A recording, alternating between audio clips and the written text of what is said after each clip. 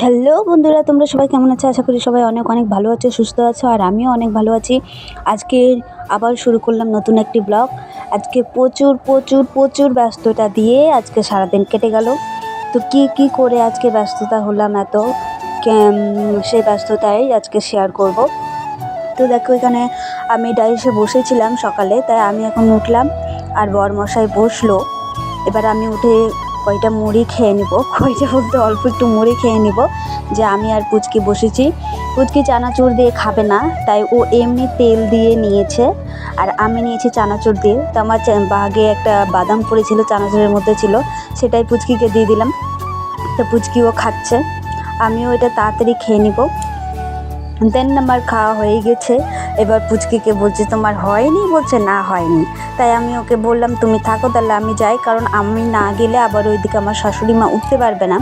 কারণ উনি মানে প্রথমে দুইজন বসেছিলাম, তাই হচ্ছে আমি উঠলাম মুড়ি খেতে, এবার আমার বর বসেছে, এবার আমার শাশুড়ি মা উঠবে, তারপরে আমি বসবো।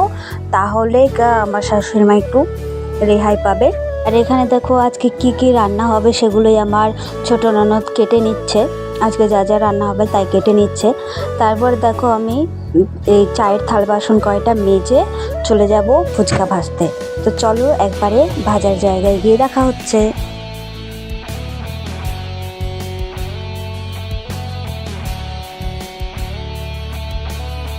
দেখো আমি এখানে ফুচকা ভাজতে চলে এসেছি, আমার শাশুড়ি মা উঠে চলে গেল, বললাম উঠেন।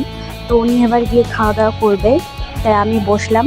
আর হচ্ছে এক চালুন ভরে গেছিলো, তাই সেটা আগে ঢেলে দিয়ে আসলাম, তোমরা দেখতেই পেলে। তা এখন আমি ভাজবো, তারপরে দেখো কি করি আজকে সারাদিন।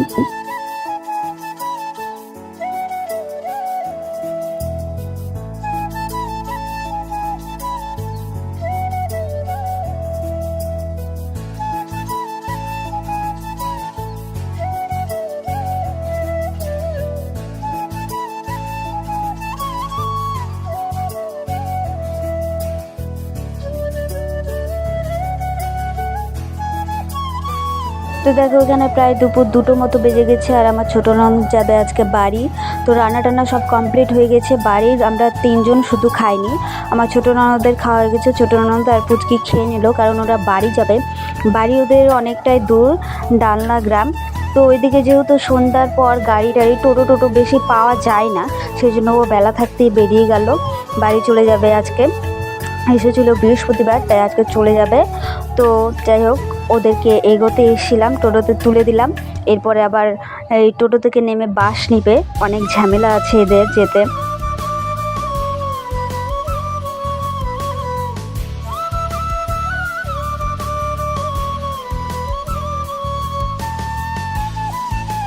তো দেখতেই পেলে ওরা বাড়ি চলে গেল, এখন বাড়িটা ভীষণ ফাঁকা। তারপরে আমরা 3জন খাওয়া দাওয়া করে নিলাম, দুপুরে খাওয়া দাওয়া করে নিয়ে এবার বসলাম ফুচকা গুনতে, কারণ আজকে একটা ছোট্ট অর্ডার আছে, জন্মদিনের অর্ডার আছে, 1000 পিসের অর্ডার আছে, তাই সে ফুচকাটা তো গুনতে হবে। তাই বরমশাই গুনতে বসে গেছে, এরপরে আমিও বসবো গুনতে। তো ভিডিওটা কন্টিনিউ দেখতে থাকো।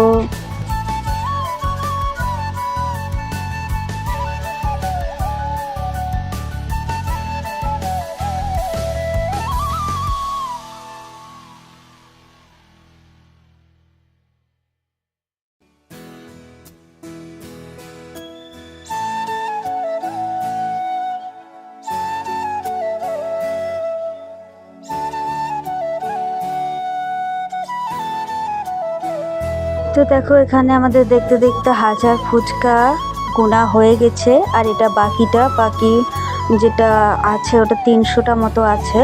আর এই যে এখানে 1000 পিস গোনা হয়ে গেছে, অর্ডারের জন্য একদম রেডি। এবার এটা বাক্সতে ভরতে হবে।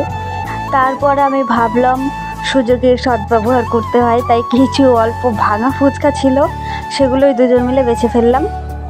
বেছে যে এতগুলা ভাঙা বেরালো, আর অল্প একটু ভালো বেরিয়েছে, তো ওটা রেখে দিলাম। দেন দেখা হচ্ছে এখন সন্ধ্যার পর মোটামুটি 5টা 15 বা 20 এরকম বাজে। এখন আলুটা মেখে নিচ্ছে। এরপরে তো দেখো এখানে আলু টালু মাখা টাকা সব কমপ্লিট হয়ে গেছে, সব রেডি। এবার এগুলো একে একে ভ্যানে তুলতে হবে। ভ্যানে এখন তুলবো না, কারণ অর্ডারে যাবে মোটামুটি 7টা নাগাদ। এই যে 7টা বেজে গেছে, রাত 7টা বেজে গেছে। এখন এগুলো ভ্যানে তুলে রেখে দিয়েছে, এরপরে আমি ভ্যানের ভিতরে ঢুকাবো, তারপরে যাবে অর্ডারে। তো দেখা হচ্ছে এরপরে।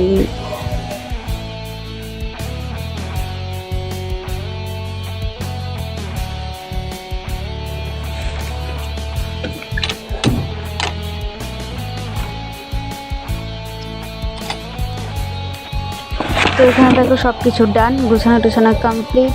এবার ভ্যানটা ধাক্কা দিব, যেহেতু একা নিয়ে যাওয়া যাবে না, তাই ভ্যান ধাক্কা দিয়ে আসার সময় এই যে এগুলো কিনে নিয়ে আসলাম। এগুলো এখন সন্ধ্যাবেলা কুরকুরে আমরা দুইজন খেতে থাকি। তোমরা ভিডিওটা ততক্ষণ লাইক কমেন্ট করে যাও। টাটা।